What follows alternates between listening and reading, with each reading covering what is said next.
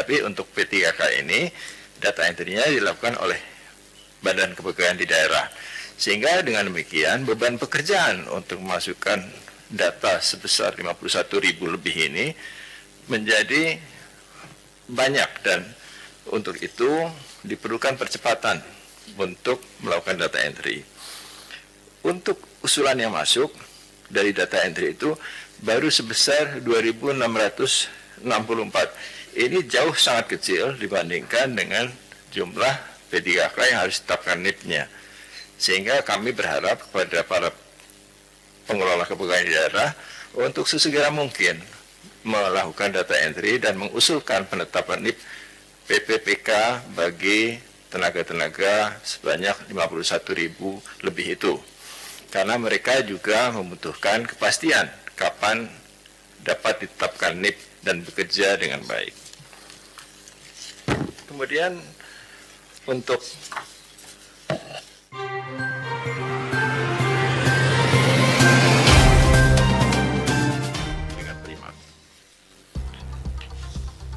rekrutmen CPNS, dari sisi perencanaan dan pengadaan, pada tahun 2020 telah berhasil direkrut 138.782 orang dari 4,19 juta pendaftar melalui proses yang transparan dan bebas KKN didukung oleh komputer assisted test.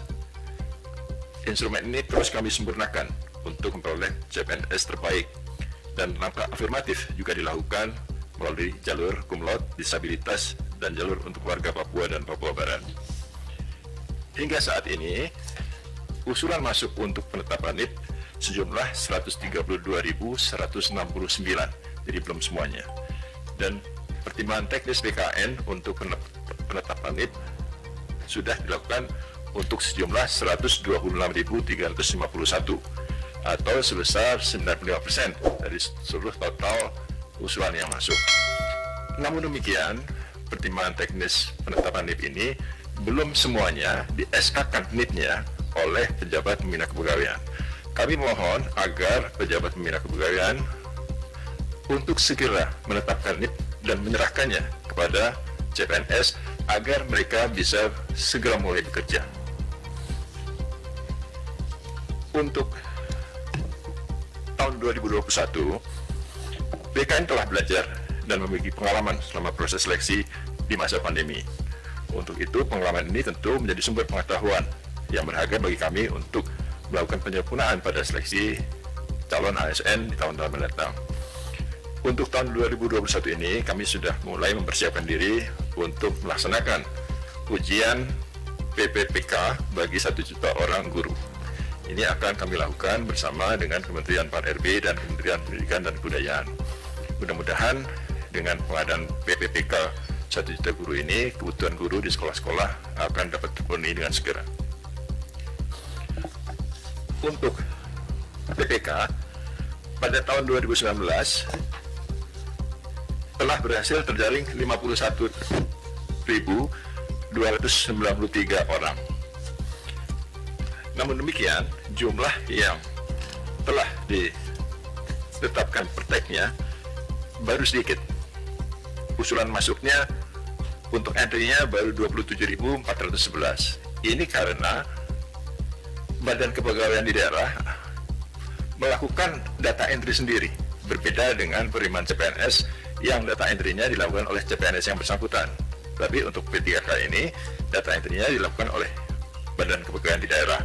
Sehingga dengan demikian, beban pekerjaan untuk memasukkan data sebesar 51.000 lebih ini menjadi banyak, dan untuk itu diperlukan percepatan untuk melakukan data entry. Untuk usulan yang masuk dari data entry itu baru sebesar 2.664. Ini jauh sangat kecil dibandingkan dengan jumlah P3K yang harus ditetapkan NIP-nya. Sehingga kami berharap kepada para pengelola kepegawaian daerah untuk sesegera mungkin melakukan data entry dan mengusulkan penetapan NIP PPPK bagi tenaga-tenaga sebanyak 51.000 lebih itu. Karena mereka juga membutuhkan kepastian kapan dapat ditetapkan NIP dan bekerja dengan baik. Kemudian untuk masalah netralitas ASN, Kementerian PAN-RB bersama Kemendagri, Bawaslu, KSN, dan BKN telah menandatangani keputusan bersama pedoman pengawasan netralitas pegawai ASN dalam penyelenggaraan pemilihan umum kepala daerah serentak tahun 2020. Dengan keputusan bersama ini, ketentuan netralitas ASN dapat diterapkan secara tegas, sehingga pelanggaran netralitas ASN dapat diminimalisasi. Untuk netralitas ini, ada 1.005 aduan yang diterima. Dan dari jumlah aduan itu, yang betul-betul ASN, sejumlah 727 ASN. Sudah ditindaklanjuti 645 dan sudah diberikan hukuman disiplin sesuai tingkat pelanggarannya. Namun demikian, ada sejumlah 78 yang belum ditindaklanjuti. Ini sudah diblokir data kepegawaiannya oleh BKN. Dan 4 aduan itu double, jadi ada 4 yang perlu dikurangi dari jumlah aduan itu. Nah, 78 ini kami berharap agar segera dilakukan hukuman disiplinnya sehingga kami dapat membuka blokir data kepegawaiannya. Untuk penanganan radikalisme di lingkungan pemerintahan, Kementerian PAN-RB bersama 10 kementerian dan lembaga lain telah menerbitkan SKP penanganan radikalisme ASN dan portal ASN No Radikal. Pelaksanaan penanganan radikalisme ini merupakan kombinasi antara pencegahan dan penguatan rasa cinta tanah air serta menegakkan nilai dasar ASN yang menjunjung tinggi Pancasila, Undang-Undang Dasar 45 dan NKRI. Untuk tahap pertama hingga Juli tahun 2020, ada 93 jumlah aduan yang masuk. Setelah diverifikasi, ternyata hanya 21 yang dapat diidentifikasikan sebagai ASN, sedangkan 72 bukan ASN. Dari 21 yang ASN itu, yang terbukti adalah 11 orang dan sudah dilanjutkan dengan hukuman disiplin sebanyak 9 orang, yang belum ada 2 orang. Untuk tahap dari Agustus hingga sekarang, jumlah aduan yang masuk adalah 49 orang. 15 teridentifikasi ASN dan 34 bukan.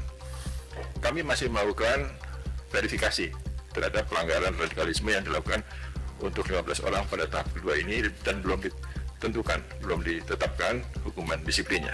Tapi kami akan sesegera mungkin menetapkan hukuman disiplinnya apabila mereka memang terbukti bersalah.